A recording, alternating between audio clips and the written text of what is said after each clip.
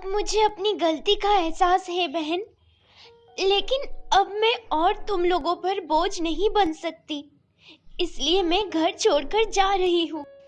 लेकिन तुम जाओगी कहाँ? वो तो पता नहीं।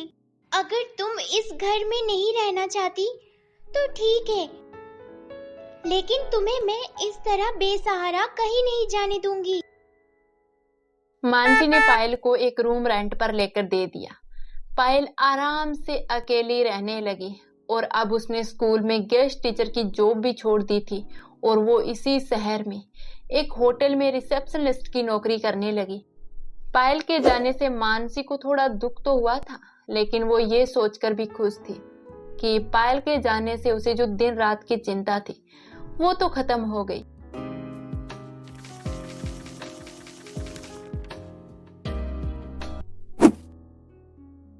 पायल, शायद तुम्हें इतनी रात गए अब कोई साधन नहीं मिलेगा, इसलिए मैं तुम्हें घर छोड़ देता हूँ। आओ मेरे साथ चलो।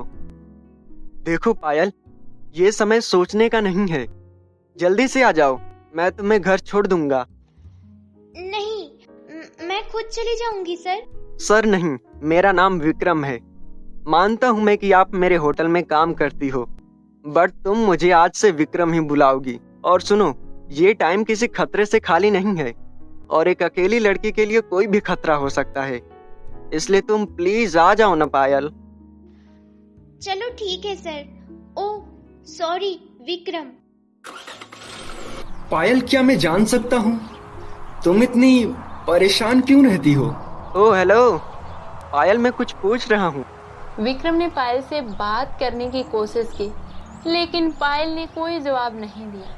आखिरकार विक्रम ने एक मंदिर के आगे गाड़ी रोक दी। उसे इस तरह गाड़ी रोकते देखकर, क्या हुआ?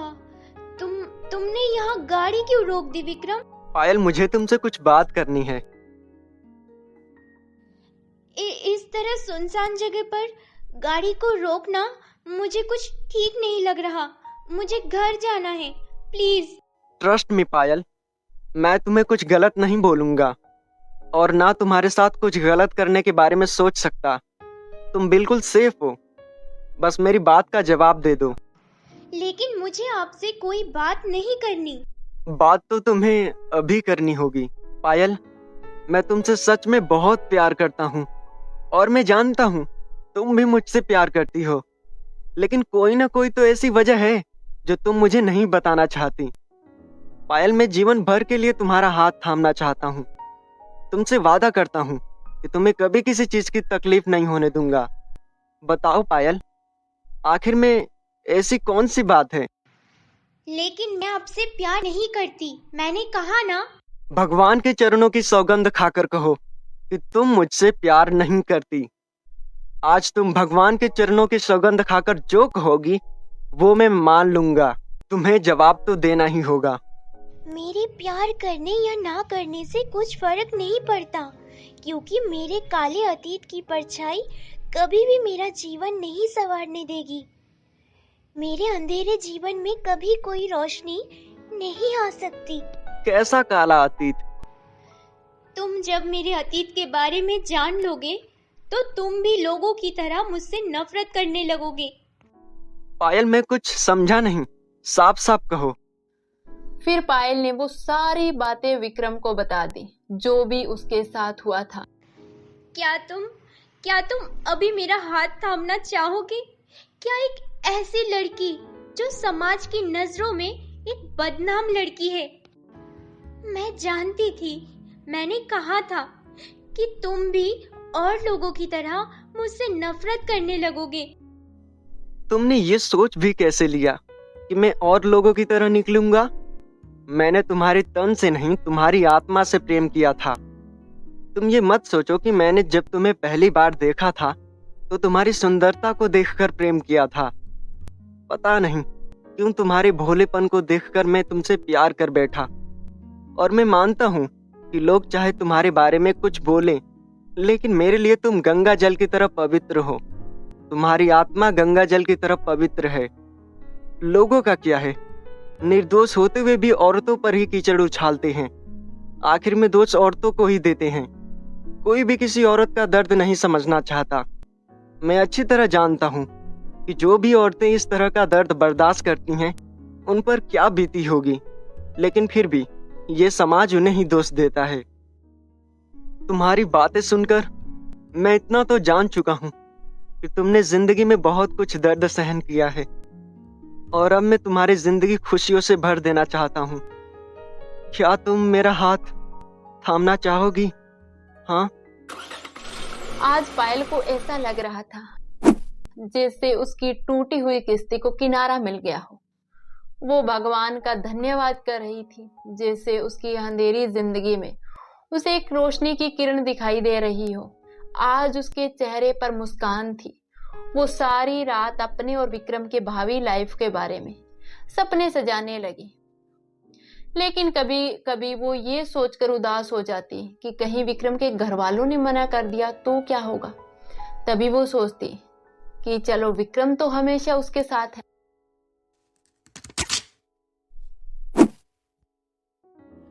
विक्रम, कहीं तुम्हारे घर वालों ने हमारे रिश्ते को स्वीकार नहीं किया तो क्या होगा?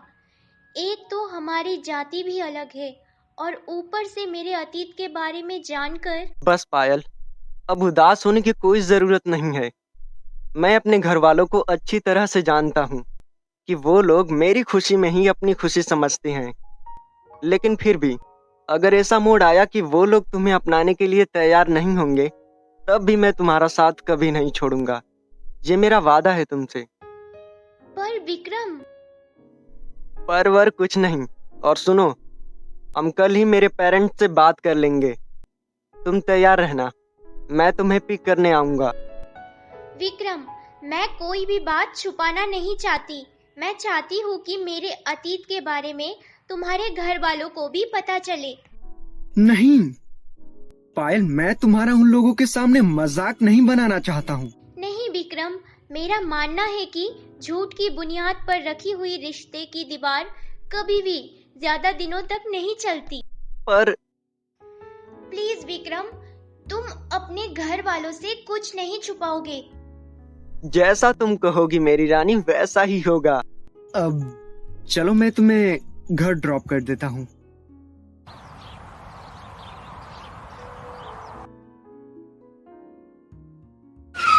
कल तैयार रहना, मैं तुम्हें जल्द ही लेने आ जाऊंगा। माँ, दादी, ये पायल है।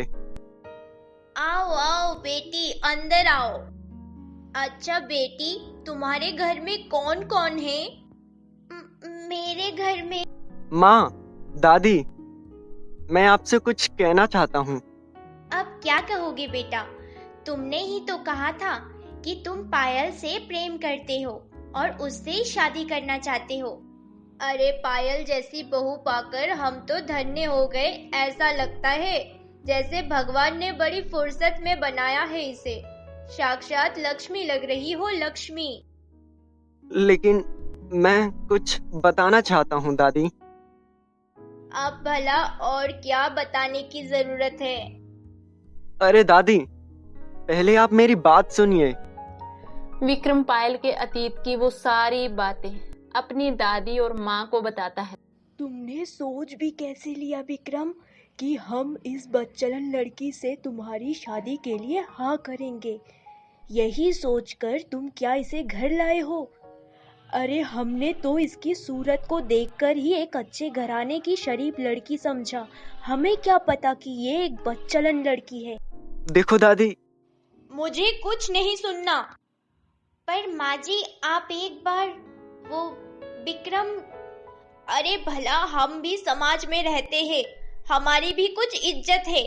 क्या मुंह दिखाएंगे हम लोगों को? और ऐसी बच्चलन लड़की को भला हम अपने जीते जी तो कभी भी इस घर की बहू नहीं बनने देंगे। विक्रम, मैं। अरे कितनी बेशरम लड़की है, अभी भी यही जमी बैठी है। जल्दी से निकालो इसे इस घर से। बहू, गंगा जल से साफ करना इस घर को। इस बच्चलन के पैर पड़ते ही हमारा घर अपवित्र हो गया। दादी, आपको पता है आप क्या बोल रही हो? मुझे अच्छे से पता है मैं क्या कह रही हूँ। अरे इन्हें बदचलन लड़कियों का तो काम ही भोले भाले लोगों को फंसाना। जरूर इसने तुम्हारे ऊपर भी अपने रूप का जादू टोना किया होगा। देखो दादी, पायल के साथ जो कुछ भी हुआ उसमें पायल की कोई गलती नहीं है। वो मुझसे बहुत प्रेम करती है, मैं भी उससे बहुत प्रेम करता हूँ। जो कुछ भी पायल के साथ हुआ वो उसका अतीत था और मुझे उसके अतीत से कोई लेना देना नहीं है। मैं शादी करूंगा तो सिर्फ पायल से करूंगा। तुम कह रहे हो कि जो कुछ भी हुआ उसमें पायल की गलती नहीं है? ये एक अच्छी लड़की है। भला एक अच्छी लड़की अपने खानदान की इज्जत को मिट्टी में मिलाकर शादी के दिन अपने यार के साथ भागती है क्या? अरे जिसे अपने माता पिता की इज्जत की भी परवाह नहीं, वो भला तुम्हारा जीवन भर क्या साथ देगी। तो दोस्तों, आपको ये पार्ट कैसा लगा हमें कमेंट सेक्शन में जरूर बताना। और हाँ, अगर आपने अभी तक हमारे चैनल को सब्सक्राइब नहीं किया है तो प्लीज जल्दी से सब्सक्राइब करके बेल आइकन वाला बटन जरूर दबा देना। मिलते हैं अगले एपिसोड के साथ, तब तक के लिए धन्यवाद।